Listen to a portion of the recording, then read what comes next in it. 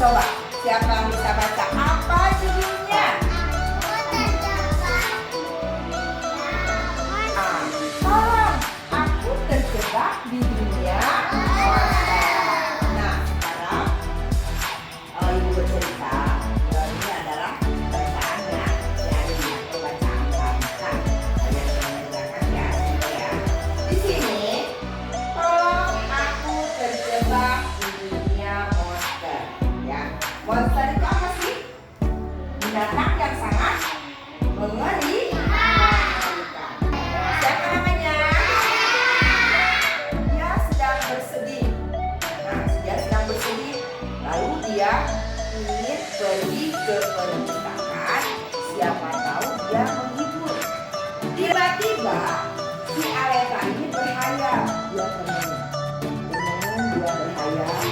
Ingin rasanya dia masuk ke dalam buku. Ingin tahu di dalam buku itu ada apa. Nah, kira-kira dalam buku itu ada apa? Ada bacaannya. Ada apa lagi? Ada tulisannya. Ada apa lagi? Ada gambar. Apa lagi?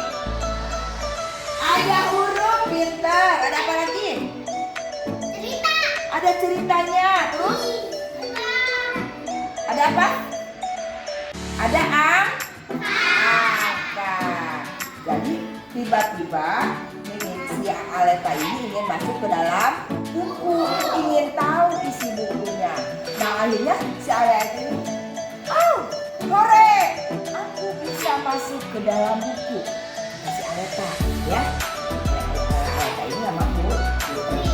Nah, lalu dia sangat sungguh senang-senang. Hore, aku bisa masuk ke dalam buku. Aku bisa melihat isi buku. Nah, akhirnya pada waktu itu si Aleta itu melihat buku, membuka buku. Sedang Aleta siapa ini? Aleta sedang apa? Menari dengan apa? Kita belajar Pancasila, kita bernafas dalam sila-silanya. Kita belajar Pancasila, ayo kita jaga. Assalamualaikum warahmatullahi wabarakatuh.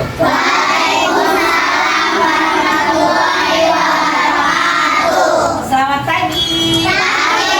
Bagaimana kabarnya? Baik, alhamdulillah. Nah, kita ada di tempat perpustakaan ya. Nah, dengan kegiatan membaca nyaring. Apa yang ibu bawa ini? Buku bacaan. Ada yang tahu judulnya apa? Sagu dari seram. Ini kata-kata seram ini bukan menakutkan ya, tapi ini di daerah. Sebelum ibu masuk ke dalam cerita ini, ibu akan menjelaskan dulu penulisnya adalah Noratri. Nah, jadi penulis buku ini adalah Noratri. Judulnya apa? Sagu dari seram. Ibu akan menjelaskan tentang cara membuat sagu. Sini sambil diceritakan nih dalam cerita ini. Di sini nih ada sagu dari asal seram ya. Simon dia berumur 7 tahun. Nah, dia tinggal di desa Sawai, Pulau Seram, Maluku. Betul. Tadi siapa yang jawab Maluku? Nah, jadi si Simon ini berasal dari Maluku ya. Setiap pagi mamahnya menyediakan sarapan dari sagu. Jadi kalau daerah Maluku itu sarapannya menggunakan sagu. Beda lagi dengan kita. Kalau kita apa? Kita mah nasi. Kalau di daerah Maluku itu adalah sagu. Nah, jadi pagi-pagi ibunya menyediakan sarapan terbuat dari sagu.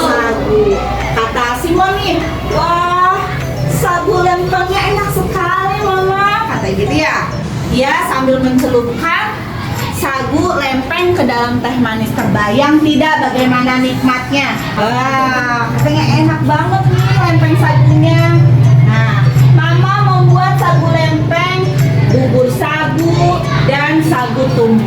Jadi iya, dari sagu itu bisa dibikin bermacam-macam makanan supaya tidak bosan Simonnya ya. Nah, sagu adalah makanan penduduk Maluku. Iya, sagu mempunyai nilai gizi yang sangat tinggi dibanding nasi dan jagung. Kalian suka nggak sama sagu? Belum pernah nyoba? Apa? Suka dibuat apa sagu kalau di kita? Cireng, ya, cilok, cibai ya kalau di kita ya. Kalau di Maluku tidak ada tuh cibai, cilok, adanya dibuat seperti ini makanan pokoknya dibuat sarapan. Dibungkus sagu, dibikin sagu lempeng dan sagu tumpeng. Nah, kata Simon, Papa, dari mana asal sagu lempeng dan sagu tumpeng? Dia bertanya-tanya mungkin ya. Ini apa yang dia makan kalau setiap pagi? Ternyata itu terbuat dari sagu. Enak sekali kue bageanya. Ujar Simon senang. Simon mencoba bagea yang masih panas. Kue bagea cukup keras. Makanan buatan mama memang paling enak, kata kakak Johan ya. Nah, sekian yang ibu bacakan. Apa pesan dari buku ini kira-kira? Pesannya apa? Terhadap makanan tidak boleh, jangan kalau lagi makan tidak boleh tersisa. Karena apa? Prosesnya sangat lama. Jadi kita harus menghargai proses dan menghargai makanan ya. Kita taunya cuma makan, padahal prosesnya lama. Ada penebangan dulu, pembuangan ya, pembuatan, akhirnya baru jadi baru bisa diolah.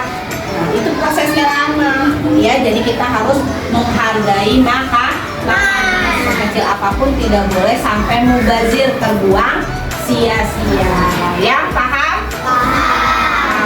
Siap? Oke? Semangat?